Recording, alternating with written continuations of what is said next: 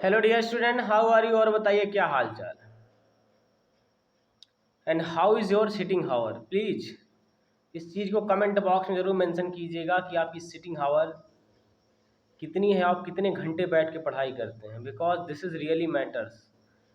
इससे पता चलता है कि आपकी पोटेंशियल कितनी है, आपके अंदर कैपेसिटी कितनी है, आप किस लेवल की तैयारी कर रहे हैं। चाहे मेडिटेशन हो गया और चाहे मेडिटेशन से लेकर के आपका कोई लक्ष्य हो गया, कुछ भी करना हो, आपको प्रधानमंत्री बनना हो, प्रेसिडेंट बनना हो, then sitting hour is really matter.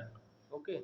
And second thing is, आप रिसर्च और डेवलपमेंट कर रहे हैं कि नहीं। प्लीज़, इस समय भारत को सबसे अधिक आवश्यकता है कि रिसर्च और डेवलपमेंट और मैन्युफैक्चरिंग सेक्टर में पार्टिसिपेशन हो, वो भी इंडिविजुअल लेवल पे। अगर आप इस प्रक्रिया को अंजाम दे रहे हैं, समझ लीजिए आप सबसे महान काम कर रहे हैं। और आज के समय में सबसे अधिक इम्पॉर्टेंट है, क्योंकि हमारा जो इंडिविजुअल है, मतलब कॉमन आदमी जो परेशान है, वो इसीलिए परेशान है क्योंकि वो रिसर्च और डेवलपमेंट नहीं कर रहा है और मैन्युफैक्चरिंग सेक्टर में पार्टिसिपेट नहीं कर रहा है। चाइना अगर आज हमसे आगे है, जापान हमसे आगे है, तो उसके पीछे का मेन कारण यही है कि वो मैन्युफैक्चरिंग सेक्टर में और रिसर्च और डेवलपमेंट में पार्टिसिपेशन है उनका। बात समझ में आई? अभी हम केवल सर्विस सेक्टर को लेके ही मूव कर रहे हैं, but we are not focusing on the primary sector, manufacturing sector, जहाँ पे 60% आबादी पूरी डिपेंड है उस सेक्टर पे। बात समझ लो, जहाँ पे 25 और सर्विस सेक्टर जहाँ पे केवल 25 से 30% आबादी डिपेंड है। लेकिन जीडीपी के अंदर पार्टिसिपेशन किसका जाता है? सर्विस सेक्टर का। सर्विस सेक्टर का लगभग 60% पार्टिसिपेशन है जीडीपी के अंदर। तो जो 4-5 ट्रिलियन डॉलर की इकोनॉमी है भारत की, उसके अंदर 60% का सर्विस सेक्टर का पार्टिसिपेट है और 16% का प्राइमरी सेक्टर का पार्टिसिपेशन है। तुम भी बजट पढ़ते होगे, आंकड़ा तुम भी देखते होगे, लेकिन इस चीज़ को रियलाइज करो ना, हो क्यों रहा है, इसके पीछे का कारण क्या है। तो main reason is that research and development and we are not participating in the manufacturing sector. बात समझ में आई? तो इस चीज़ को समझो, देखो, परखो, अप्लाई करो। हर हर चीज़ को जो तुम्हारे चारों तरफ हो रही है, न्यूज़ में निकलती है, उसको देखा करो, समझा करो और समझ के उसको अप्लाई करने की कोशिश किया करो। बात समझ में आई? सो टूडेज टॉपिक इज, अभी जो ईरान और इंडिया का कंसर्न या फिर प्रॉब्लम जो चल रही है, अभी जो क्या बोलते हैं खamenei साहब हैं, उनकी अंतिम विदाई दी गई, तो उसमें भारत के कुछ डेलीगेशन पहुंचे थे, शायद बिहार के कोई मिनिस्टर से या फिर मतलब गवर्नमेंट ऑफ इंडिया की तरफ से ही, और बाकी कुछ आईएएस लेवल के अधिकारी थे, वो लोग पार्टिसिपेट किए। और ये जो बगल वाला पोर्शन आप दे रहे हैं पाकिस्तान का, यहाँ से क्या बोलते हैं उनके प्रधानमंत्री गए। सोचो, है जो व्यक्ति ईरान की पीठ में छुरा भोंकने का कार्य करने वाला है, वहाँ पहुँच रहा है, क्योंकि भाई इसने मीडिएशन का काम किया है ना। इस्लामाबाद टॉक्स के नाम से क्या बोलते हैं पूरी दुनिया में अपनी चर्चा कराई है कि हाँ, मैंने ईरान और अमेरिका के बीच में समझौता करा दिया, ट्रीटी करा दी, सब कुछ मामला शांत हो गया, मैंने क्या बोलते हैं लाखों लोगों का जो कत्ल होना था उसको मैंने रोक लिया ना। तो हालांकि फिर युद्ध रुका नहीं है अभी, ठीक है। अमेरिका ने अब मतलब सोचो, जिस दिन खamenei की विदाई हो रही है उस दिन अमेरिका का जो ट्रम्प है उसका क्या बोलते हैं भाषण आता है, मतलब ट्वीट आता है कि हमने ईरान को 1 हफ्ते का टाइम दिया है, 1 हफ्ते के बाद, मतलब क्या बोलते हैं ये कार्यक्रम कर ले खamenei का, 1 हफ्ते के बाद फिर से ईरान में बमबारी चालू हो जाएगी। सोचो, तो युद्ध अभी रुका नहीं है, हो सकता है इसके बाद अगर वार शुरू हो तो लगभग 1-1.5 साल के लिए क्या बोलते हैं ये लड़ाई चालू हो जाए।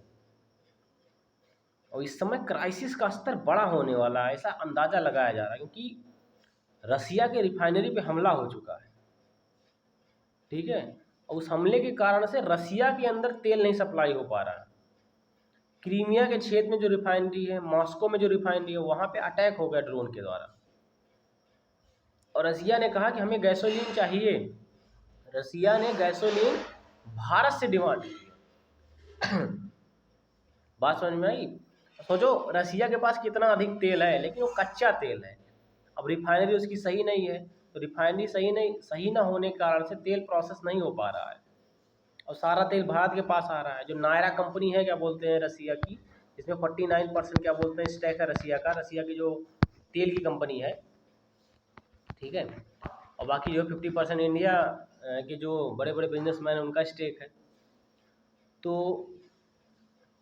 अब रसिया क्या कर रहा है कि तेल को, कच्चे तेल को यहाँ भेज रहा है और यहाँ से जो है तेल को अपने यहाँ इंपोर्ट कर रहा है। लेकिन अभी इतना जल्दी प्रोसेस हो नहीं पा रहा, कच्चा तेल तो निकल रहा है। अब रसिया ने भारत से डिमांड की है कि हमको गैसोलीन प्रोवाइड कराओ, और कह रहे हैं, शायद ये न्यूज़ निकल के आ रही है कि मिलियंस ऑफ बैरल क्या बोलते हैं तेल जो है भारत से सप्लाई कर दिया गया है रसिया को। और एक तरफ भारत में भी तेल की क्राइसिस है, समस्या है, सोचने वाली बात है। और रसिया भी बेचारा वीक हो रहा है। तो इस झगड़े का जो नया रूप लेने वाला है ना, ये नुकसान तो भारत को करेगा, ठीक है। और इससे सबसे अधिक कोई फायदा ले रहा है चाइना, देख लो। इसीलिए कहा जाता है, सोचो अगर आज भारत के पास मैन्युफैक्चरिंग सेक्टर होता, अगर भारत उस स्तर पे होता तो कितना फ़ायदा ले सकता था ईरान से।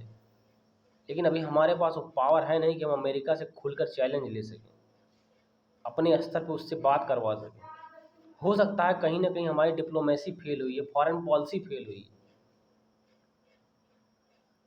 उस लेवल पे ना पहुंचने का मेन कारण ये भी है। नहीं, सोचो कितना दूर है। ये देखो गुजरात से चाबहार पोर्ट यहाँ पे है, ईरान से सप्लाई आराम से हो जाता। एक दिन के अंदर बेहतरीन तेल टैंकर लेके आते और आराम से सस्ते तेल का आनंद हम लोग भी लेते। सबसे बेहतरीन तेल है ना, सब क्वालिटी उसकी बेहतरीन है ईरान के तेल की। लेकिन और सबसे बड़ी बात ये हो गई, सबसे ज़्यादा दिक्कत, कि अब जो है, जो हमारा आईमेक और आईएनएसटीसी का जो रूट था ना, उसके लिए भी समस्या क्रिएट हो चुकी है, अधिक से अधिक समस्या आ गई, ठीक है। अब भारत से इस डायरेक्शन से होकर आईमेक निकलता था यहाँ हाइफा पोर्ट से होते हुए, अब इस आईमेक पे रोक लग चुकी है। और इसके पीछे भी कारण है चाइना, क्योंकि चाइना का जो है ये पाकिस्तान से होकर सीपेक कॉरिडोर निकलता, बेल्ट रोड एंड इनिशिएटिव के तहत, इस पे स्टॉप लग गया है, ठीक है। उसी के कारण से चाइना ने इस आईमेक को रोक दिया। नहीं, सोचो भारत की कितनी बिन बिन सिचुएशन थी। यहाँ से चाबहार से आईएनएसटीसी निकलता, रसिया तक जाता, पूरा मिडिल ईस्ट ये बोलते हैं पूरा, देखो यहाँ तक पूरा क्या बोलते हैं भारत का व्यापार होता। और पूरा यहाँ से आईमेक से होते हुए पूरा इस साइड से होते हुए इस साइड पूरा अफ्रीका तक सामान पहुँचता। भारत के लिए कितनी गोल्डन अपॉर्चुनिटी थी। लेकिन अभी इस समय जो है चीज़ें उस स्तर पे होते हुए दिख नहीं रही, बात समझ में आई। सो खेल जो है अभी भारत के पक्ष में थोड़ा उस लेवल पे है नहीं। ये रहा एनएसटीसी। तो भारत को एक नए पैतरे की ज़रूरत है, एक नए क्या बोलते हैं स्ट्रेटजी प्लानिंग की ज़रूरत है, कुछ हट कर खेलने की ज़रूरत है। इस समय भारत को रिस्क लेना पड़ेगा, और रिस्क लेने का सबसे बड़ा साधन है उसके पास मार्केट अवेलेबल है। और इंडिया की जो मार्केट है ना वो लाजवाब है, इतनी भी गरीब मार्केट नहीं है कि मतलब वो चीज़ों को खरीद ना सके। मैन्युफैक्चरिंग सेक्टर को इंक्रीज करना पड़ेगा इंडिया को, ठीक है। और मासेस जो उसकी क्या बोलते हैं पॉपुलेशन अवेलेबल है, उसको प्रमोट करना पड़ेगा, चीज़ों को बनाए, कुछ ना कुछ रिसर्च करे, डेवलपमेंट करे, ठीक है, तभी चीज़ें चेंज होने वाली है। नहीं तो एक समस्या भी और आ रही है, और उस समस्या में सबसे ज़्यादा दिक्कत होने वाली है ये वाला जो पोर्शन आप देख रहे हैं ना, ये वाला पोर्शन, ये जो बांग्लादेश है, ठीक है, बांग्लादेश और म्यांमार और चाइना, ध्यान दो इस चीज़ को, ठीक है। मतलब यहाँ से होके नहीं, गलत बन गया, इस साइड से होके,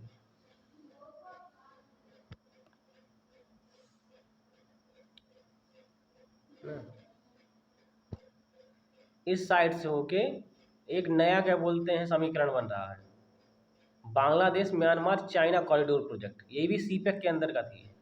चाइना ने बहुत ह्यूज इन्वेस्टमेंट किया हुआ है म्यांमार में। अगर ये बन गया तब भी भारत के लिए समस्या है। क्योंकि समस्या इसलिए है क्योंकि म्यांमार से साउथ ईस्ट एशियन कंट्री को कनेक्ट करने के लिए भारत भी अपना प्रोजेक्ट चला रहा है। अगर ये अंजाम आता है चाइना के लिए तो भारत के लिए समस्या आ जाएगी। और चिटगांग पोर्ट है जो भारत नॉर्थ ईस्टर्न अपने स्टेट को कनेक्ट करने की कोशिश कर रहा है, उसके लिए भी समस्या आ जाएगी।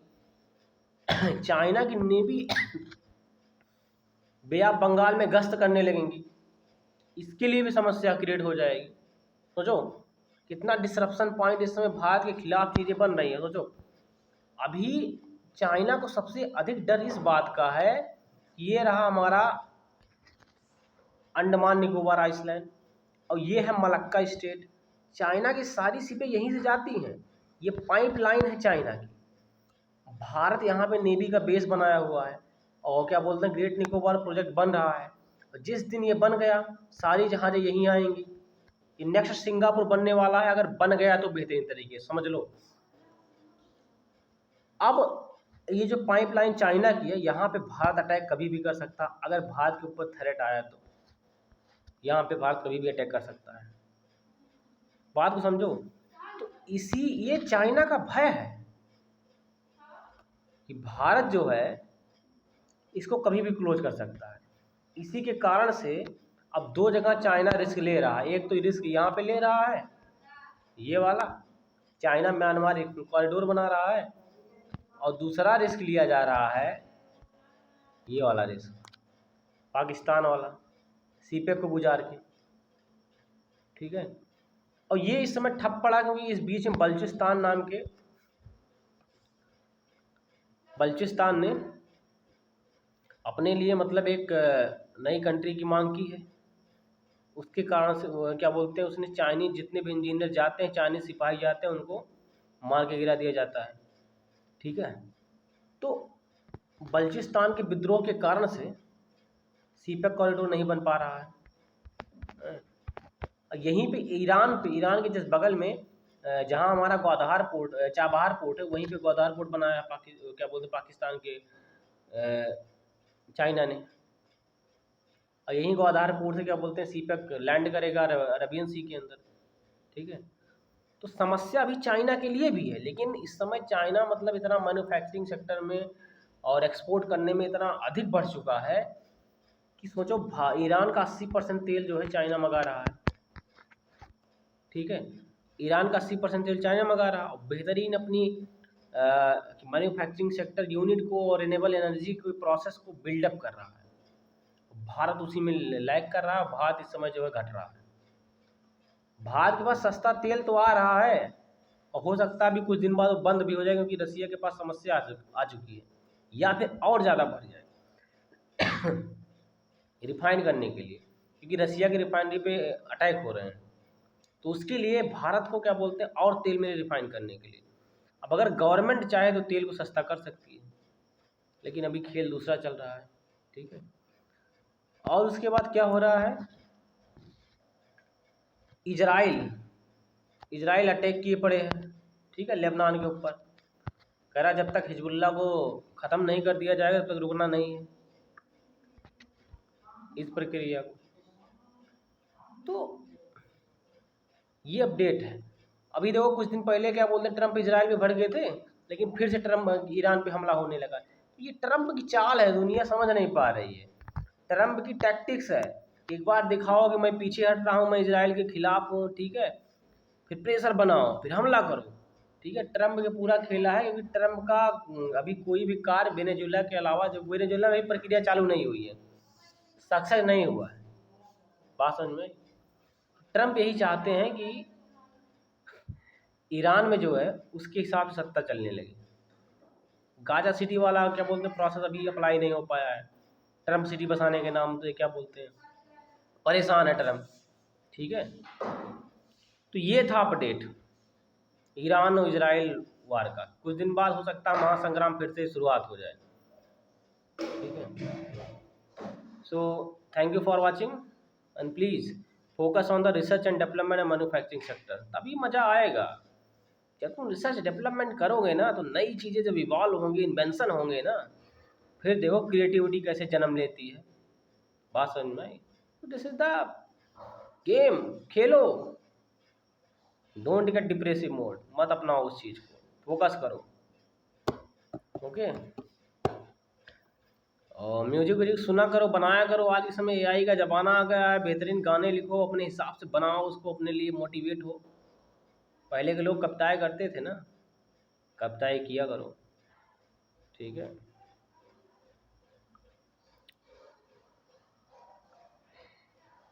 गाना गाने से जो डोपामाइन निकलता है दिमाग के अंदर ना, माइंड को शांत कर देता है, और इसी शांति के बाद ही क्रांति पैदा होती है।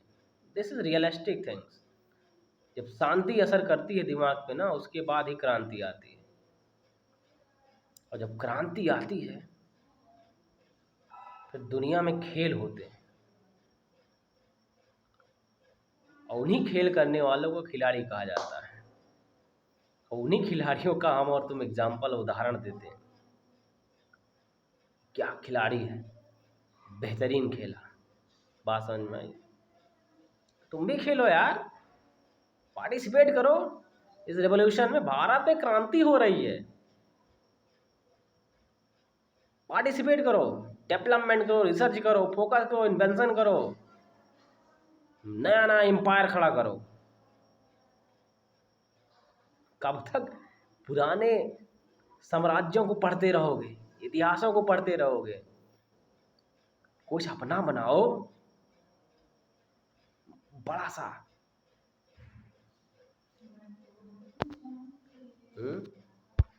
कुछ बड़ा सा।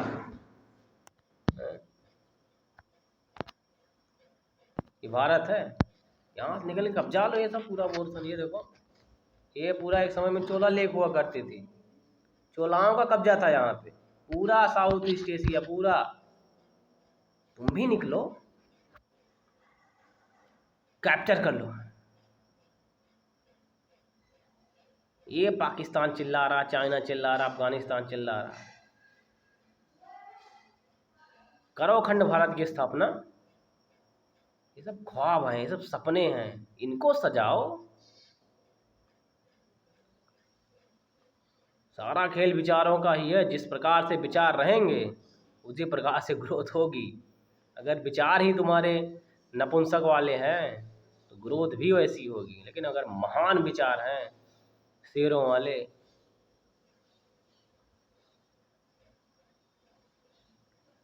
तो बेहतरीन काम कर जाओगे। जैसे कहा नहीं गया है कि लहरों से डरकर नौका पार नहीं होती, उसी तरह से जीवन है, डिप्रेशन से डर के जीवन नहीं बिता पाओगे।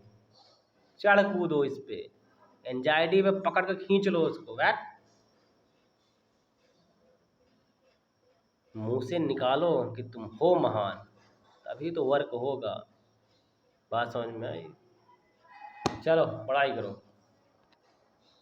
Thank you for watching my video. अगर देख रहे हो तो इसलिए, नहीं तो बाकी बात ही अलग।